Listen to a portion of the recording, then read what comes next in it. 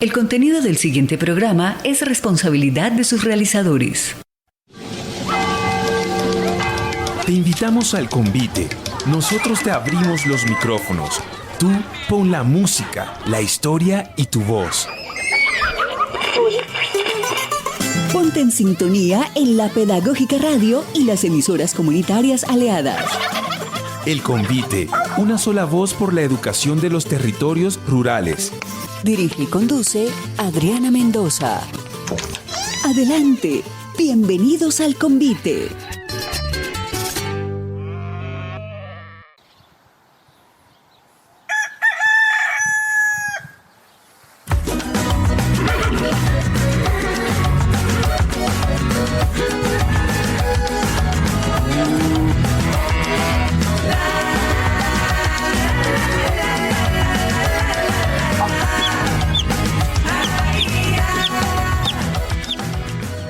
Bienvenidos a un nuevo convite, programa de la Pedagógica Radio dedicado a los territorios rurales de Colombia.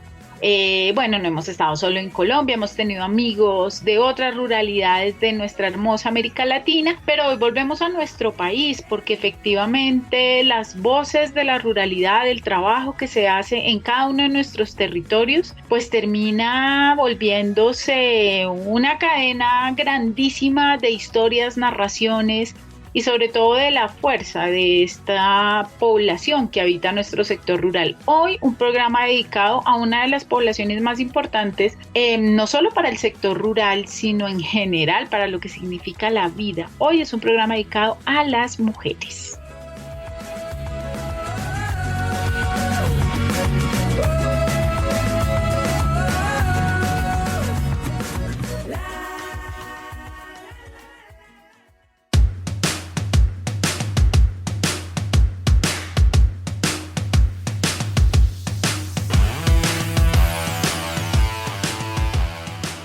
Bien, vamos a empezar y vamos a contarles que hoy va a ser un programa bien especial, bien emotivo, que seguramente nos va a movilizar muchas fibras. Las historias de vida de mujeres rurales que se transforman en palabras que convierten su experiencia en cartas, que más que relatos de vida son una posibilidad de conocer las barreras de acceso que tienen las mujeres a sus derechos reproductivos y sexuales, a tener maternidades libres. Las mujeres rurales han permitido con este acercamiento activar diálogos que permiten conocer problemáticas sociales desde las voces de sus protagonistas. Hoy, Círculos y Espirales de Mujeres Rurales.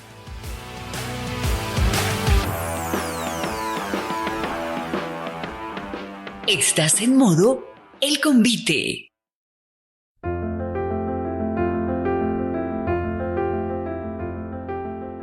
Bien, pues nuestra invitada de hoy es una profe muy bacana, una profe que se dedica al trabajo con mujeres, que seguramente va a lograr ser inspiración para muchos de ustedes. Pero antes de presentarles a esta invitada tan especial que traje el día de hoy, quiero enviarle un saludo a la gente de las emisoras aliadas, La Calera Estéreo, Leones Estéreo en Nocaima y la emisora campesina de Inzacauca, y un abrazo por allá para la gente de la Universidad Sur Colombiana, a quien también le llega esta sintonía de la emisora campesina de Inzacauca.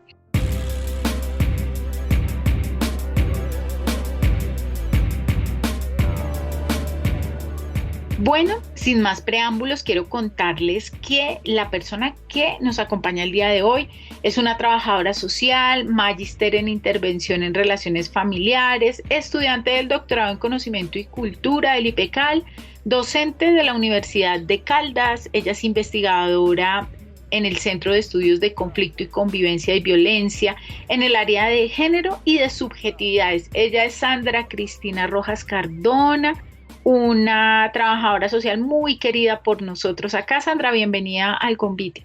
Gracias, Adriana, por esta invitación. De verdad que me siento feliz de poder compartir este espacio, que yo sé que es un espacio dialógico en el que no solamente traigo esta experiencia, sino que me gustaría aprovechar para que también hagamos ecos de otras voces, de trabajos muy hermosos y de resistencias muy bellas que se están haciendo en otros lugares del país, sobre todo desde la premisa, Adriana, que la universidad no es el único lugar donde construimos saberes. Hay otros saberes por ahí rondando que me parece que es muy interesante traer a estos espacios. Entonces, en nombre de las mujeres rurales caldenses, de la Universidad de Caldas, te agradecemos la invitación a este espacio.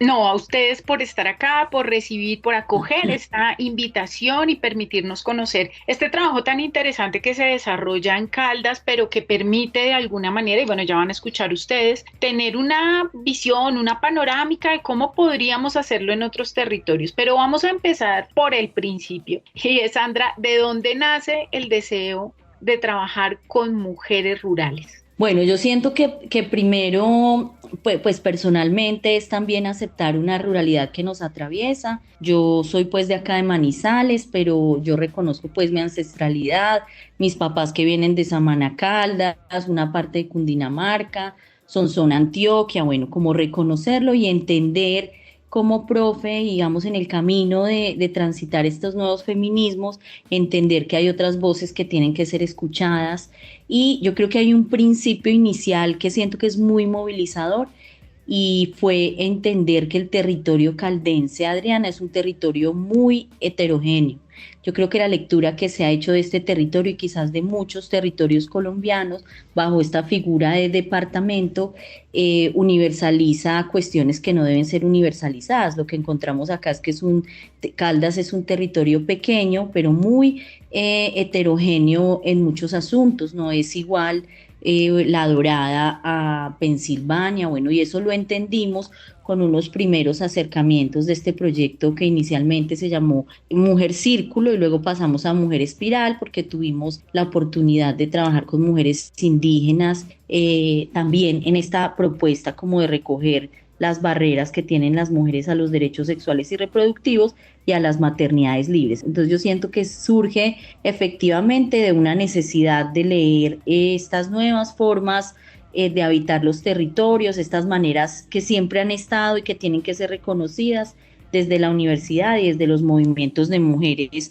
específicamente. Muy interesante eso porque parte de el problema, digamos, en la construcción de políticas públicas, de programas, de atención y demás, tiene que ver también con una generalización que se hace de los territorios y de las poblaciones, ¿no? Y esta posibilidad, digamos, de poder particularizar desde la misma historicidad incluso de los territorios que nos hablan de otra manera de constituirse como campesinos, campesinas, indígenas, afrodescendientes, bueno, los distintos habitantes de los territorios rurales, pues dan una connotación muy distinta, ¿no? Que en el caso del eje cafetero, pues tiene sus particularidades también en una lógica arriera distinta, ¿no? Digamos, es una lógica distinta, una Colombia diferente al resto de los otros escenarios, digamos, rurales que nosotros conocemos. Pero bueno, acá entendemos que un poco el centro del trabajo tiene que ver con el asunto de la salud sexual y reproductiva de las mujeres, teniendo en cuenta, claro, lo que dices y la particularidad de Caldas, cuál es como el contexto que los lleva a hacerse este tipo de ejercicios con mujeres rurales desde esa pregunta de lo sexual y lo reproductivo. Hay tres organizaciones clave. Primero, en ese momento, además de ser profe investigadora de la Universidad de Caldas, también pertenecía a la Red Nacional de Mujeres. Y nosotros como red, pues asistíamos a un espacio que convocaba la Mesa por la Vida y la Salud de las Mujeres, precisamente para pensarnos estos derechos sexuales y reproductivos. Y un principio que hemos encontrado es que el trabajo en el país está muy centrado, desde este punto de vista, está muy centrado a veces en mujeres jóvenes y queríamos conocer la mirada de mujeres que han sido históricamente invisibilizadas como las mujeres rurales. Como bajo esta premisa y esta lucecita empezamos a trabajar Mesa por la Vida y la Salud de las Mujeres, Red Nacional de Mujeres y pues yo como docente de la Universidad de Caldas, que también pertenecía a la red, intentando identificar esta barrera desde las mujeres rurales con trabajos previos que habíamos tenido desde la Red Nacional. trabajos de talleres, de encuentros, pero siempre con este corazoncito latiendo de que había una deuda histórica para trabajar desde las narrativas de mujeres rurales, porque era yo siento que había una necesidad también, o hay algo muy claro cuando trabajamos desde estas latitudes, y es que a veces uno en la universidad se sienta a hablar de feminismos y de mujeres rurales desde un auditorio, y yo siento que esa era una vaina que me pesaba mucho y que en términos, sí, de lo que yo quería hacer en la vida, pues yo quería retornar un poco a recoger las voces de esas mujeres para intentar que la universidad entendiera que hay otras voces y que hay cosas que están pasando fuera del aula y que de hecho las mismas feministas teníamos que entender.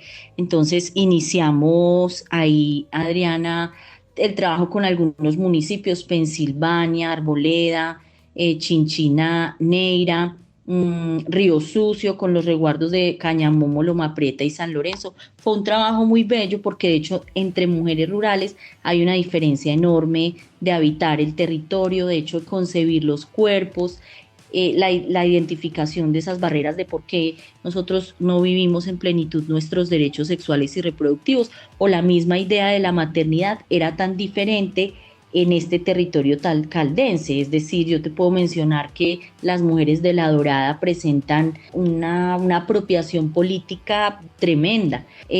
Las mujeres de Pensilvania también, pero tienen un corte mucho más campesino y rural. Pensilvania, por ejemplo, es un municipio caldense que presenta el mayor número de área rural dispersa.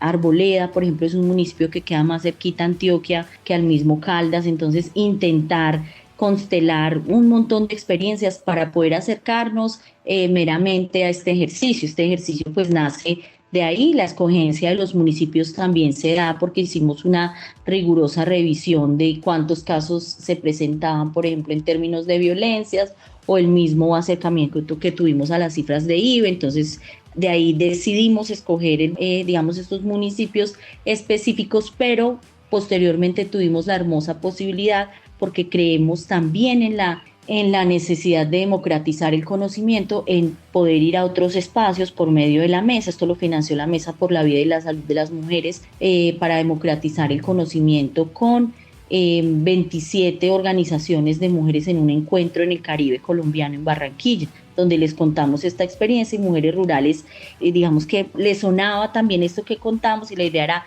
replicar, no como una plantilla esta experiencia, sino que tensionáramos precisamente esa vida de las mujeres rurales con unos dispositivos que fueron, yo siento, un éxito, porque intentamos caminar metodológicamente, como una revolución metodológica, en el sentido de que era el territorio el que nos dictaba estas pistas metodológicas para nosotras ir caminando, que ya te contaré.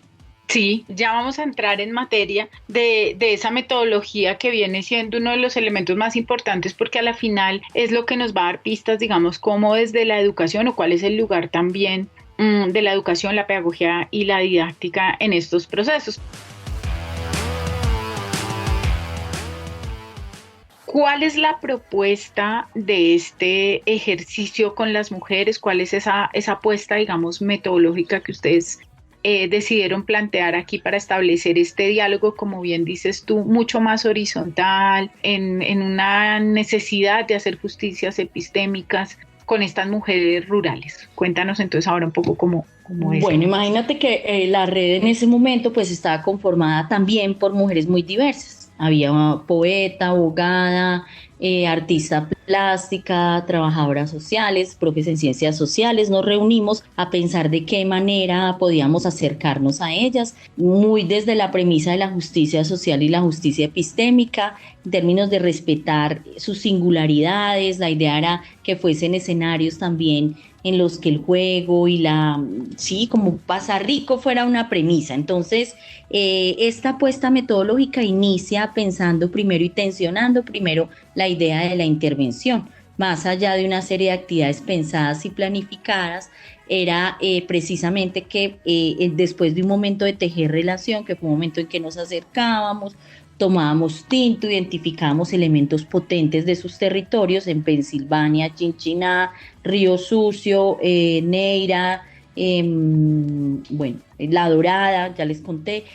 Un primer momento de tejer relación donde nos citábamos, tomábamos tinto y empezamos a crear un asunto respecto a la escritura creativa, porque pensamos que también la escritura ha sido un escenario muy colonizado y muy patriarcalizado. De hecho, pensamos que solo puede escribir quien está en la universidad. Nosotros decíamos, no, además de la escritura, que no solamente debe ser académica, hay otro montón de mujeres que pueden escribir y pensar. Como teníamos una poeta escritora en el grupo, entonces iniciábamos tejiendo relación y empezamos a plantear unos momentos que son muy interesantes. Mira, había un primer momento que se trataba de la utilización del cuerpo como un escenario donde también podríamos construir conocimiento y saberes. Entonces era un primer momento donde nos reuníamos a consentirnos, momentos de olores, de sentirnos, de meditación, de conexión con el cuerpo, y eso puede sonar un poco normal en nuestro contexto, pero para las mujeres rurales a acceder a estos espacios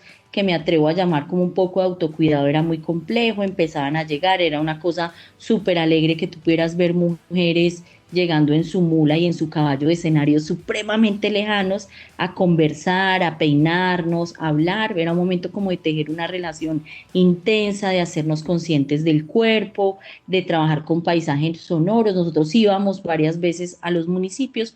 Un segundo momento también muy como en pro de ese asunto de las justicias epistémicas era hablar de mujeres pioneras del departamento.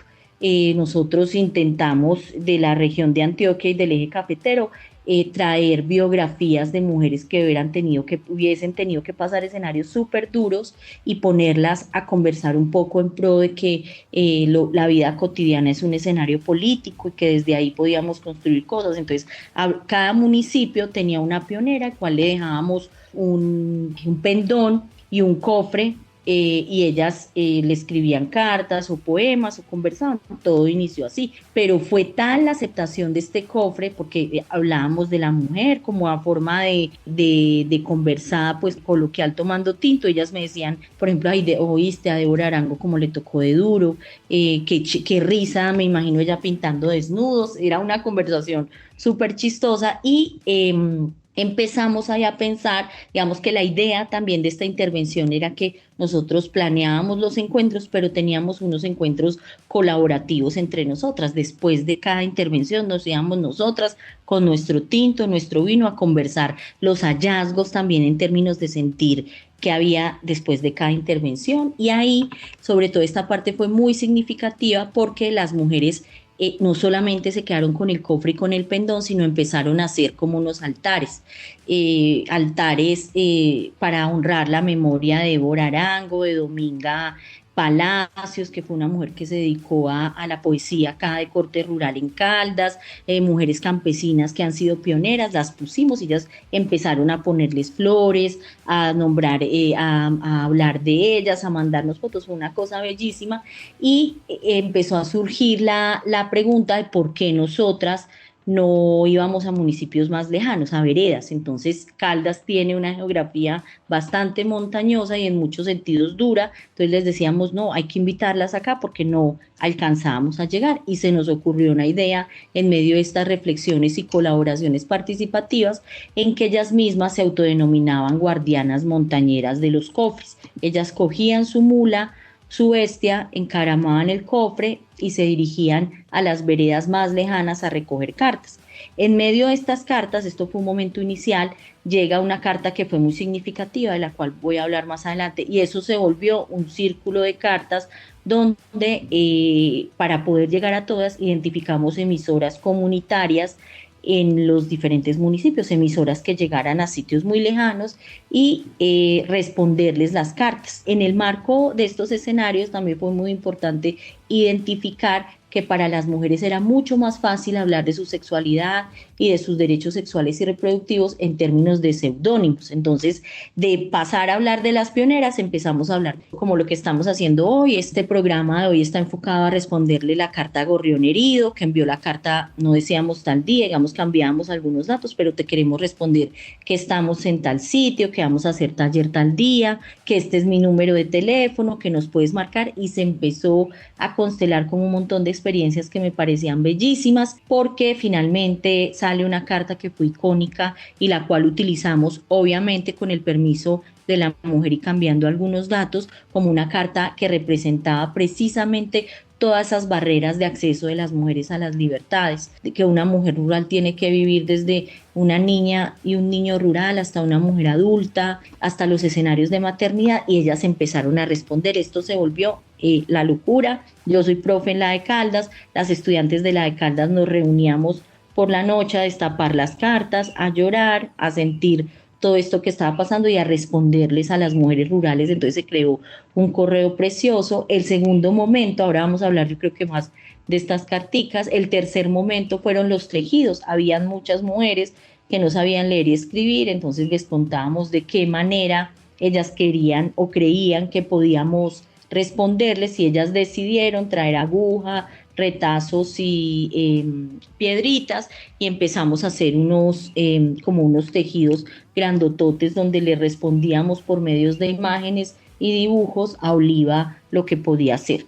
Un tercer momento fue trabajar las cartografías del cuerpo, donde yo creo que este es un ejercicio que sí se ha hecho en muchos territorios, de trabajar el cuerpo como territorio, pero lo sanábamos a partir de plantas medicinales o plantas que eran muy propias de la región, con la que ellas tenían una conexión ancestral, la manzanilla para curar, la ruda para tal cosa, y empezamos como una serie de encuentros con unos dibujos de cartografías. Había, bueno, el de las cartografías, creo que esos eran los momentos más significativos, el tejido, las cartografías, las cartas a Oliva, y el momento pues de arte y como de relajación y de conexión con el cuerpo. Digamos que este ejercicio fue tan grande que iniciamos con 3 municipios y nos abrimos a muchos municipios de Caldas, y como te cuento, en Barranquilla logramos llevar estas cartas que de hecho todavía conservo y de las que tengo algunos fragmentos que me gustaría leerles. Por ejemplo, una mujer participante en un corregimiento de San Daniel en Pensilvania. Es un corregimiento, si me están escuchando, que recuerdo con mucho amor y que llevo en mi corazón.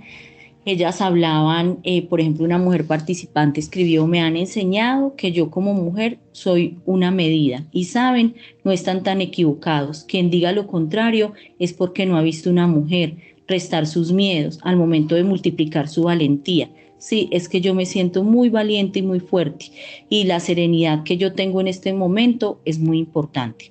No hablo de medidas, porque yo soy gordita, así somos. Yo quiero hablar de la estructura que forma el cuerpo. Hablo de la medida que forma la arquitectura de mi sonrisa y de mi alma, porque también trabajábamos a partir de la poesía.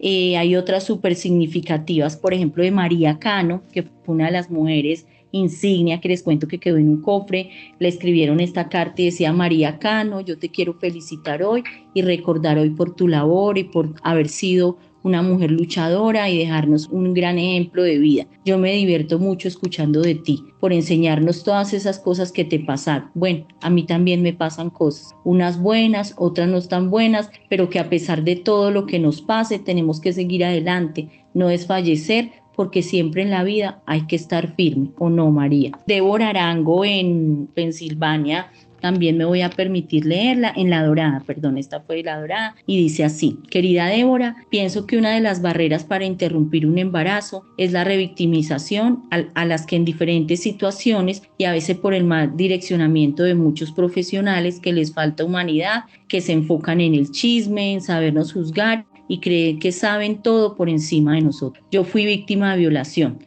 Tuve un caso cercano y el mismo mío, el cual quedó en veremos. Yo esperé mucho tiempo a la fiscalía, yo esperé un reporte y nunca pasó. La víctima que yo conozco fue una chica de 30 años con discapacidad, quien de hecho murió practicándose un aborto. Y cuando nos preguntamos por el caso, hablan como si nada, que el caso se cerró. Es que la vida de las mujeres se cierra, es que la vida de las mujeres rurales no importa. Olvida que nosotras también somos víctimas y que nosotras también existimos. Bueno, y hay muchas más que pues pudiese compartirles, muy emotivas, y bueno, y que iremos compartiendo a lo largo de este espacio, Adrián. No, pues tremendo, Sandra, tremendo. Sé, creo que no, nada más con lo que nos has leído hasta el momento, pues hay muchas cosas sobre las cuales preguntarse.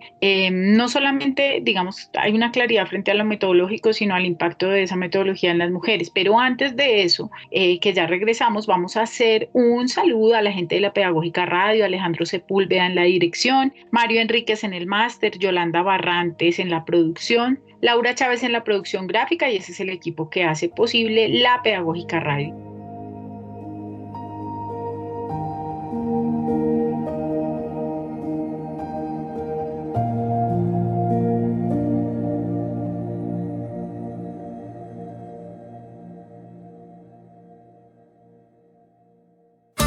Síguenos en Facebook como @programa radial El Convite UPN y en Instagram como @El Convite.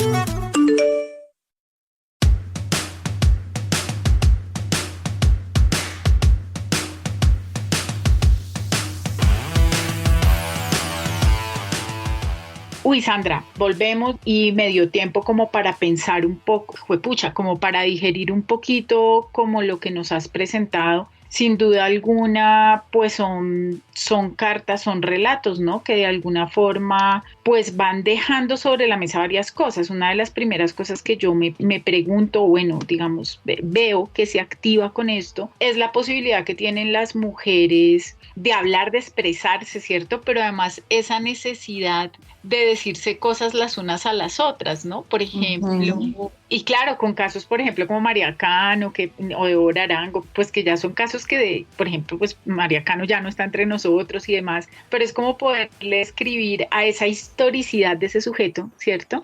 Yo te entiendo, a mí me pasó lo mismo, o sentirme que no soy la única a la que le sucede.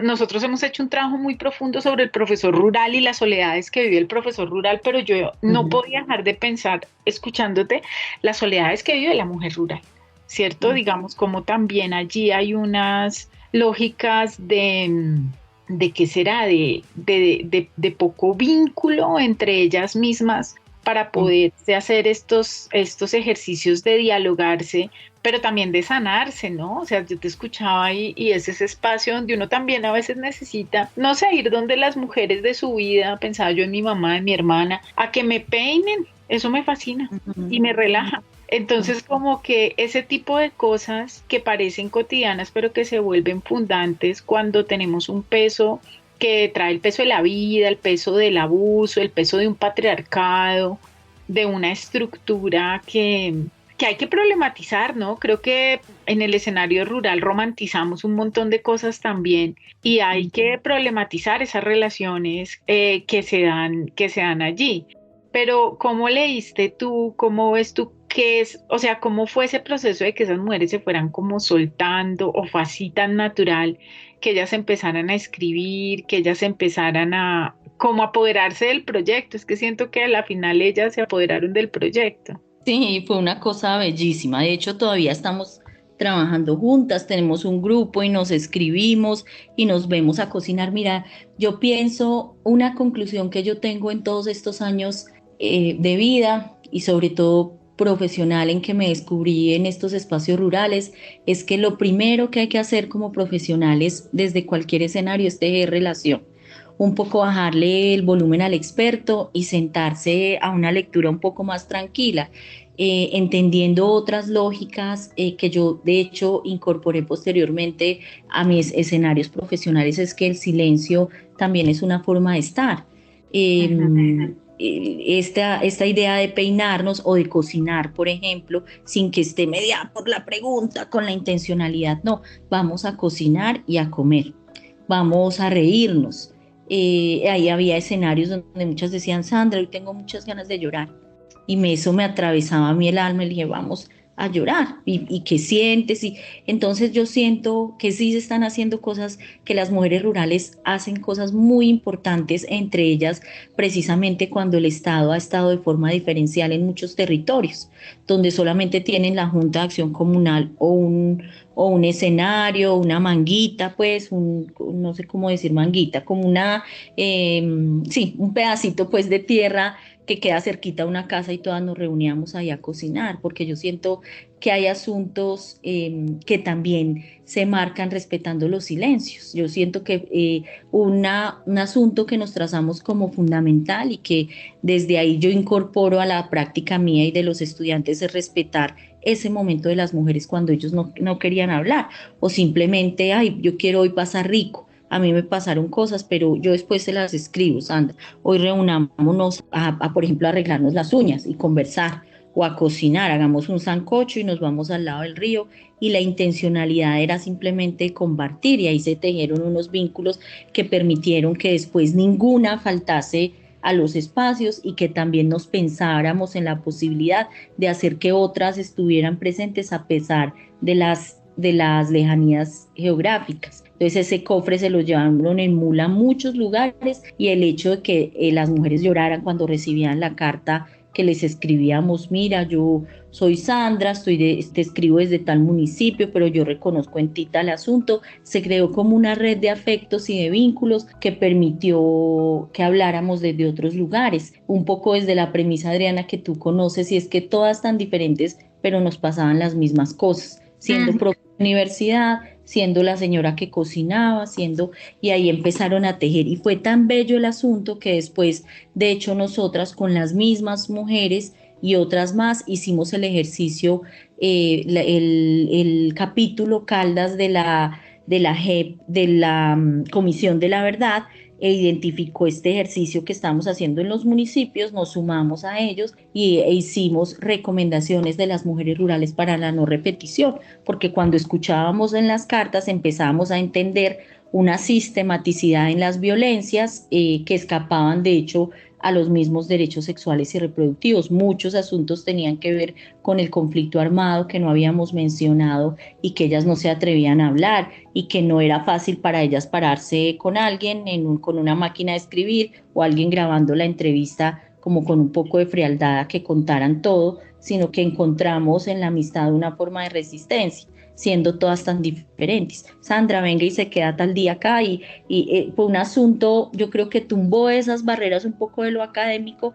y se formaron unos vínculos muy importantes donde se sentían escritoras, donde nos sentíamos amigas, donde nos sentíamos iguales también, y fue un asunto que de hecho se reconoció, como te cuento, desde la Comisión de la Verdad y logramos con ellas mismas encontrarnos para escribir el capítulo de recomendaciones de las mujeres rurales para la no repetición del conflicto armado en el departamento de Caldas y que logramos entregar el capítulo Caldas a la Comisión de la Verdad que se movía en el eje cafetero.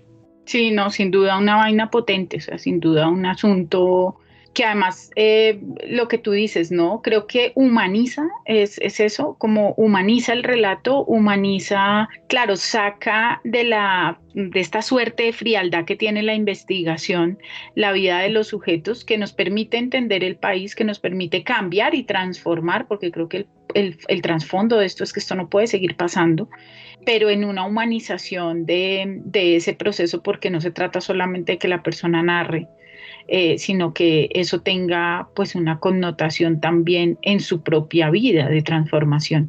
Y creo que una de las transformaciones más claras que se ve aquí es la capacidad de las mujeres de expresarse. Creo que es bien especial.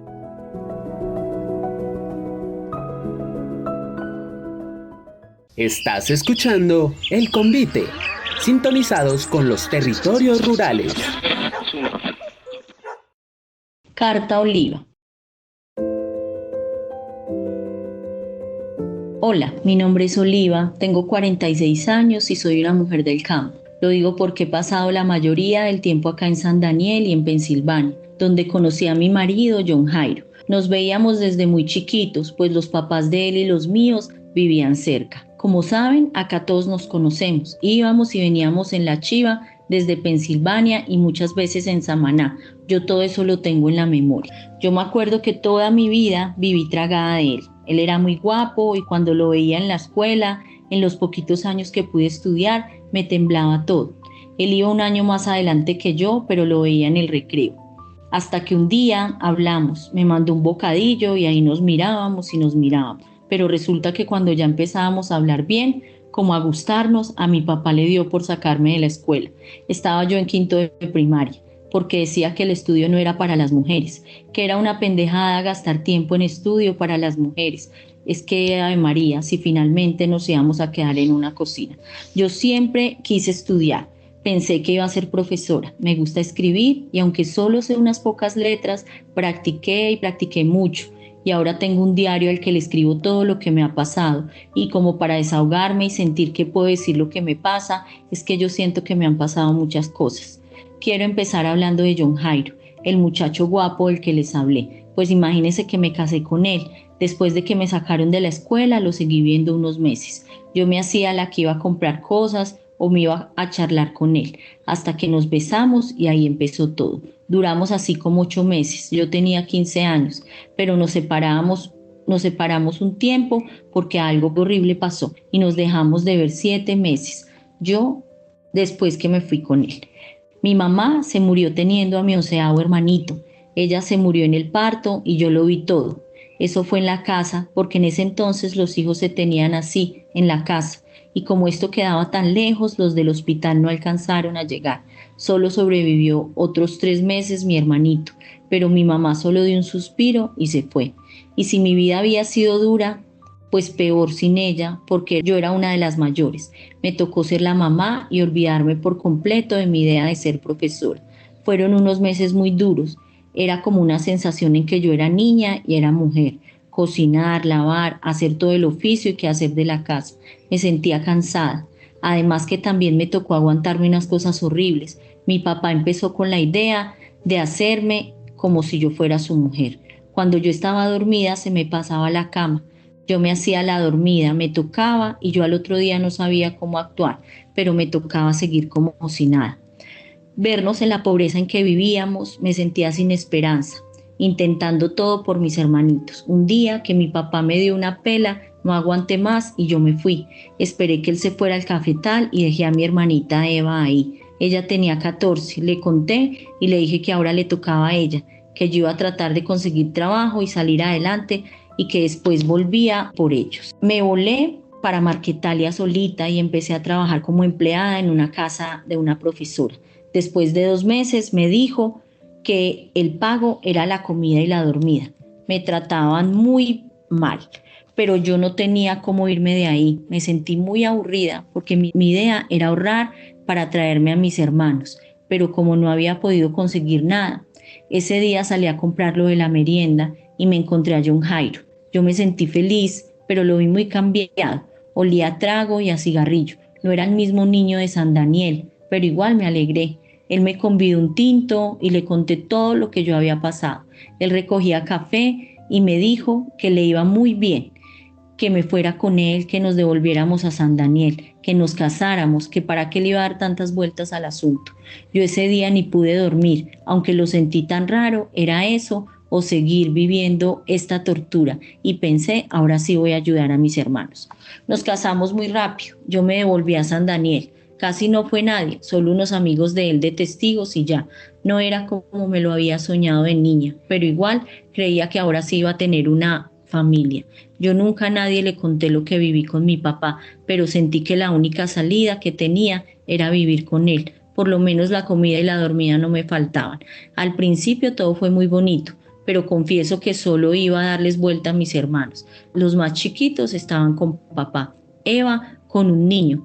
Dicen que sin papá, pero yo sí me temía que le haya pasado lo que me pasó a mí con mi papá, y por las noches pensaba que era de mi papá. Ella y yo hablábamos de vez en cuando, pero la verdad nunca hablábamos del tema. Aunque nos tocaba trabajar mucho en la finca, John Jairo y yo sacamos adelante un pedazo de tierra que nos dejó el papá de él.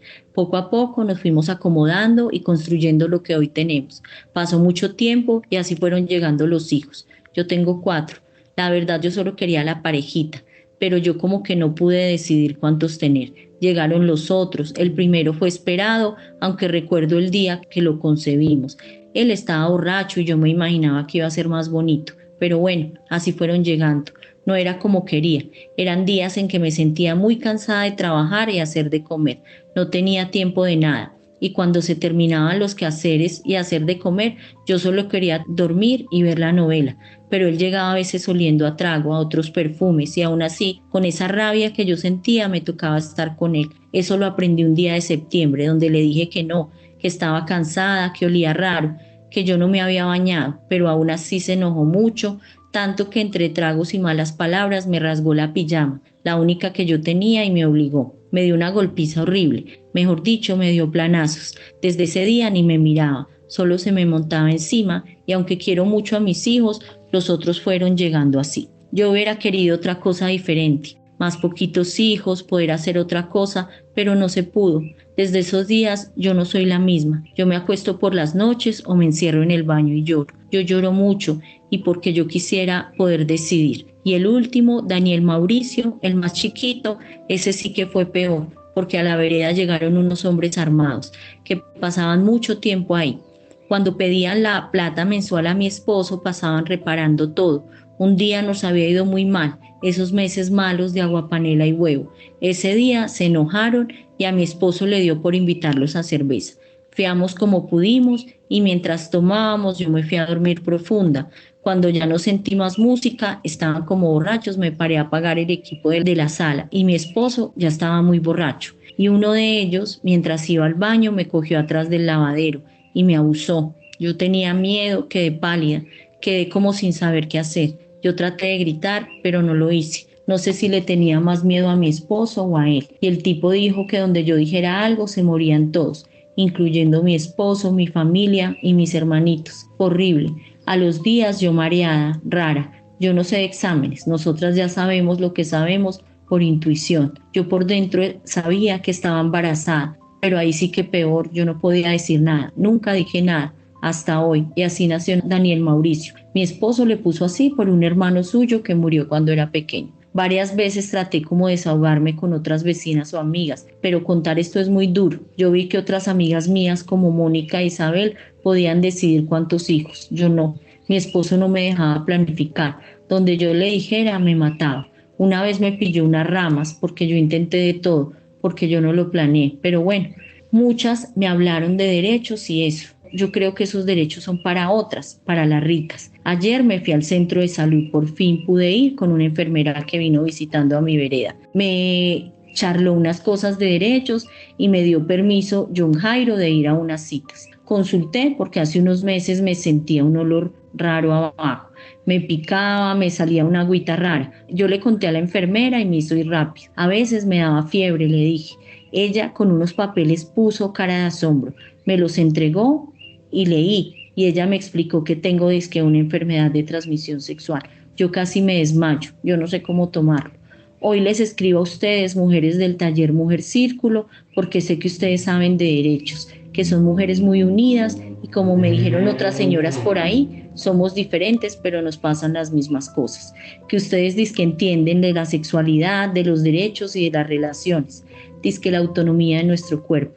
También me hablaron de unos derechos sexuales y reproductivos. Eso nos da fuerza a las mujeres. Ustedes, Mujer Círculo, tienen el poder de darle fin a esta historia de violencia y silencios a partir de lo que conocieron y aprendieron.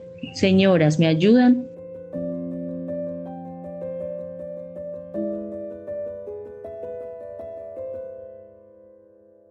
Estás en modo El Convite. Este dispositivo pues tiene que ver con la idea de adaptar un poco algunos datos porque esta es la carta original y la idea es que la terminábamos obviamente con la ayuda de Oliva este último párrafo para que sirviese de dispositivo y las mujeres pudiesen escribir desde todos los municipios en que trabajábamos cartas a Oliva, porque como podemos ver pues ahí se evidencia el conflicto armado, la sistematicidad de la violencia psicológica, económica, sexual, el incesto también que se viven dentro de los territorios rurales por parte de las mujeres, que a veces se ha naturalizado, y otro grupo de cosas que ha sido muy significativa. Este es el dispositivo que se llama Cartas a Oliva.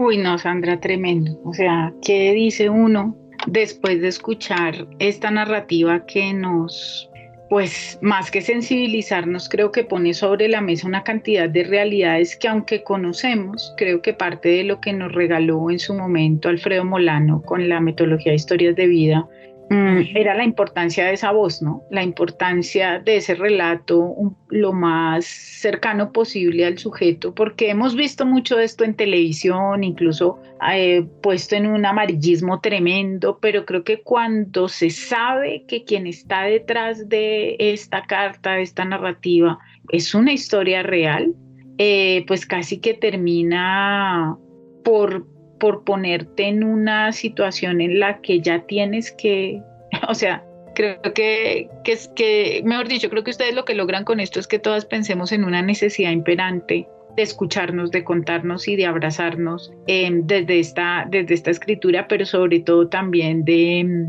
reconocer en este acto de valentía que es de las mujeres hablar una posibilidad para romper estos círculos, como dices tú, de violencias y de abusos que se tienen a las mujeres y en particular a las mujeres rurales.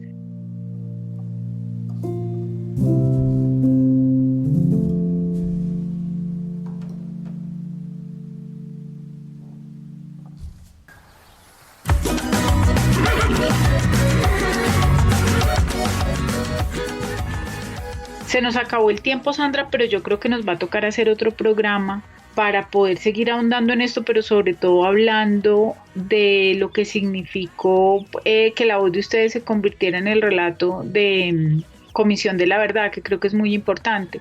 Pero antes de irnos, Sandra, y para no irnos tan así, un poco poderle decir a los futuros maestros qué consejo, por dónde creerías tú que la escuela podría caminar también. Ahora me puse yo a pensar en nuestras niñas y niños también rurales. Sí, totalmente. Yo siento, si algo aprendí en estos caminares de estas montañas caldenses, es que los profesores y las profesoras rurales son unos agentes importantísimos en los cambios, de los pequeños cambios que se dan de estas resistencias iniciales. Son un agente en los que ellos pueden confiar. Entonces la idea es que leamos con un enfoque territorial lo que vayamos a hacer y entendamos que hay gente haciendo cosas maravillosas en lugares pequeños y hay que reconocer. Muchas gracias por la invitación, Adriana, y un abrazo a todos y todas y nos vemos en otra ocasión. Muchas gracias a Sandra. Creo que nunca me había quedado un programa tan abierto como este, que es la posibilidad de hablar de lo que en esta carta se transmite, pero bueno, estaremos pensando en una nueva misión con Sandra. Nuestros oyentes, muchas gracias por escucharnos. Háganos saber qué les dijo este convite, qué les hizo mover, qué pensaron de estas narrativas. No olviden seguirnos en nuestra página en Facebook y por supuesto en la página de la Pedagógica Radio para escuchar este y otros convites. Y nos vemos en un próximo convite.